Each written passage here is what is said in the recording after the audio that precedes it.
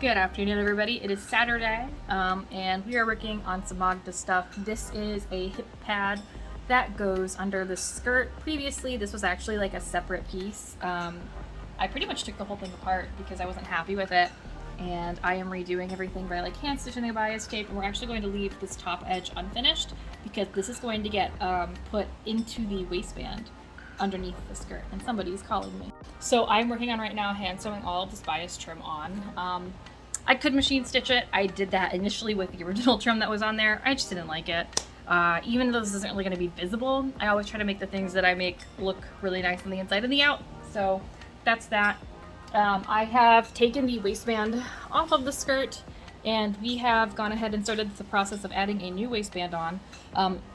Pro tip to everybody and anybody that works with large, heavy skirts with thin waistbands, or materials that are just prone to stretching out, because most of the time the waist of a skirt is not cut on grain.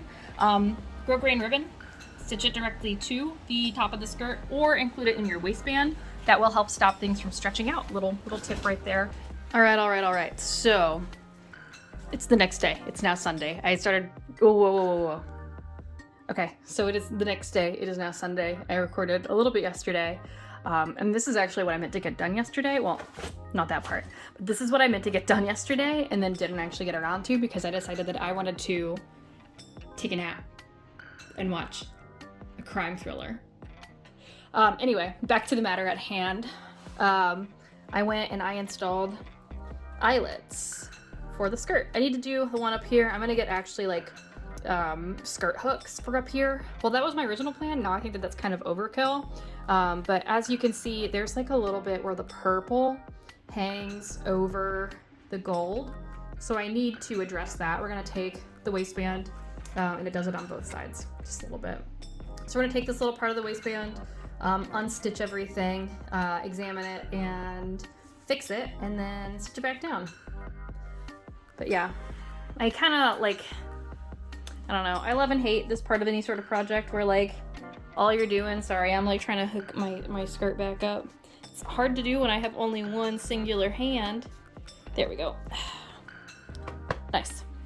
I kind of hate this part of the project where you're pretty much just like fixing all of your mistakes and looking to see if there's anything that's like obviously wrong or needs to be corrected. And then having to make all of that better. I don't know. It's a very important step, and I'm glad that I'm doing it now while I have time versus later when I don't. But it's still a pain in the ass. Yeah, so we're gonna go ahead. I'm gonna do this. Then I think I'm gonna try to, there are some modifications I need to make to the leg things. Try to make those look better. Oh my God, you can see all my nasty fingerprints. That back around. And then probably call it quits for the day, because honestly that doesn't sound like a whole lot, but that's a lot of stuff. I really like sloppily put on that bias tape, and I just want to get that corrected and fixed because that's something that's really been driving me nuts, and that's going to add a lot to the overall construction of the garment. So yeah. So just to show you what I mean when I said that I didn't apply the bias tape super well to this, get ready to cringe a little bit. Yeah, I just like didn't fold it. I just kind of went, you know what? This is good enough. Stitched in the ditch from the front and just like left the raw edge. And I know my reasoning for this because I literally cut so many strips out of this like stretched taffeta. I knew that like the bias on this does not unravel. This, like even running my finger back and forth, it just now is like starting, and that's me with scraping with my fingernail. So it rubbing against my ankle being worn isn't much of an issue. It is kind of funny though, because I made the top look nice when I did this. Basically, I'm unstitching this and I am pinning this all down so I can stitch this bias tape on by hand on that edge. And then we're going to take this entire velvet piece and we're going to overcast this edge, and then these edges here, I'm just gonna whip stitch. Just do like a loose whip stitch just to maintain and make sure this doesn't fray too much. This velveteen does like to fray, as most velveteens do. Okay, so we have stitched down these edges on both pieces. So I think what I'm gonna do, and I was actually considering like how I'm gonna do this, is I'm actually going to do like a large but type whip stitch along this edge, so that way everything kind of folds under, but it's not like a full commitment to actually folding it under, and it'll just help like hide these raw edges. I don't know why I'm doing this. They're not going to see the inside of these pieces. Well, actually, I might take some photos. I probably should take some photos and like do a whole build book. Oh my god, I haven't done that in so long. Izzy, do we need to make a build book? Be really cute if we need to make a build book. Thank you. I just had the realization that I need to draw up a digital file for the fabric for the moths, because I've decided to introduce a whole new element of bullshit to my like list of stuff that we're doing for this costume, and we're going to order some custom printed minky fabric. I'm debating between like a minky or a flannel. I want something that has like a little bit of fluff to it, so that way it mimics the appearance of like moth scales on their wings. You know, they look kind of fluffy and fuzzy. And once I have the size of the moths, we'll figure out the size of the wings. And then I can get the design, size it up appropriately, try to see if I can, how much like fabric it's gonna take. This is why we're starting early though. Early, I have a month and a half. This is why we're starting now to try to get all of that done. But I'm gonna not think about that right now, and I'm gonna shift back focus to getting this situated. Figured I can get all the stupid, small, tedious shit done like now, so that way all the experimentation can take the rest of my time. So just to kind of show, ignore the sound of watching Skinwatcher Ranch, but like this is it loosely tacked down, and I ended up just doing some tacking stitches to keep this from flopping around inside, and you really can't even see like one right there, but like they're not very visible. We're gonna go ahead and we're gonna do the other one as well. That's just gonna help make sure, like I said, that this edge doesn't fray very much, because this fabric does like to fray, and just makes it look nice overall. All right, so all of the big modifications have been made. I redid this back panel, which is a really minor change, but the big change is that I added a zipper for my ankles. I tried to do an invisible zipper because this fabric is stretchy. It didn't really work like I intended, but that's fine. It's still pretty invisible, and it's, you know, it's there, so I can get these on and off a little bit easier. I do think that I'm going to make another change, which is just that these guys like to turn and rotate. So I think I'm just going to do some little stitching right at the top and bottom, like within these little rings. So the last little things that we're going to be doing tonight is we're going to be putting a lining on the back of this. I just have to unstitch. You can see these like were basted down quickly on the sides, this bias tape for photos. Need to unstitch that, put a lining in of just a fun fabric, and then we're going to basically whip stitch this to the inside of the corset right where I need it to be. Still need to glue the moon on, but you know, it's life. I'm gonna go, hi Izzy, who's a good girl. Say it's not you because you stink. So actually,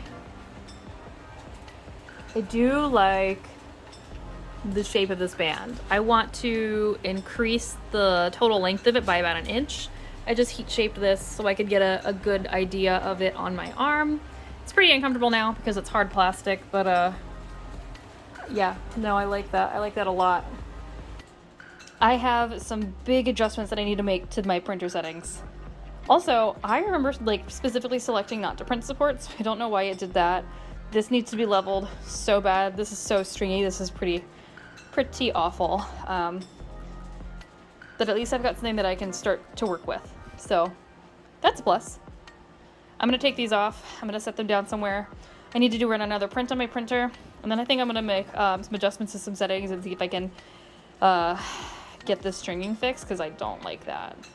Okay, so it is Tuesday. It's about 5 o'clock. So I am pretty much wrapping up for the week. I feel like it probably seems really early to do that because, you know, we've got about 7 hours left in the day. But we are ahead of where I expected to be at this point. Basically, all of the minor sewing projects are done. To recap, we redid the waistband on the skirt, put in hooks and eyes for the skirt closure onto the actual corset itself. we installed zippers into the leg pieces, and we have, I don't think I showed this, but I lined and actually attached the little middle flap on the corset. So I think next week we'll probably do, actually next week we'll do a tutorial video, because I'm going to do a whole thing. Regardless of what happens next week, starting tomorrow when I get home from work, Wednesday after work, after I, you know, edit and get this ready for uploading, I am going to be remaking the neck corset thing. I've already talked about this before. It's the one that I made. It's just too, like, it's too small. It doesn't look proportional. So I'm going to extend it to points on the shoulders, and then we're going to bring it down in the front and a little bit in the back. I'm remaking that thing entirely. There's basically no salvaging it. It's whatever. But yeah, I've got a test print going right now. I'm trying out some stuff for that stringing. What happened, I don't know why my printer was set so high. My printer, the nozzle temperature was set to 235 degrees.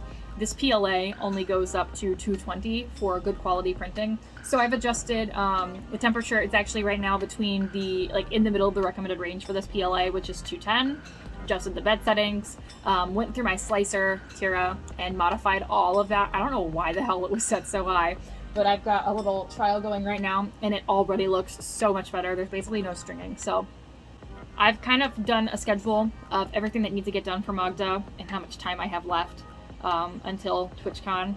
And assuming that I continue to work at this pace that I've estimated for myself, and this is also kind of working in break days as well, I should be done in about 4.5 weeks. So I should be done with the actual construction of the costume about a week before TwitchCon itself, which leaves me about a week to prep, which includes getting my build book together. I'm going to go all out for this build book. I'm going to, same as like my Patreon book that I used to do, I'm going to go into Canva and like literally do big write-ups with like paints and the fabrics and all the photos that I could possibly find. And then I think I'm going to actually get it like printed and bound at Staples. Like, not even joking. It doesn't cost that much. It's like 25 bucks, honestly, to get your own little like book. But yeah, I feel really good. I feel like I have a plan of attack, and I feel like everything that I want to do is very doable. Especially now that, I think I talked about this already, that I found a write-up on how to make the moth wings work, basically. That's super exciting. So yeah, thanks for hanging out, and we're gonna go ahead and officially wrap up, and next week we will do a little tutorial video on the neck corset. And yeah, by the way, I don't think I said this, I did get into TwitchCon, so that's super exciting. I am going to be going in October to San Diego, so definitely check out the costume contest on TwitchCon's like streaming stuff whenever it happens, and you're gonna see a lot of information from me about that. But yes, thank you guys so much for watching. I will see you next week, and if I don't see you next week, then I will see you live on TwitchCon.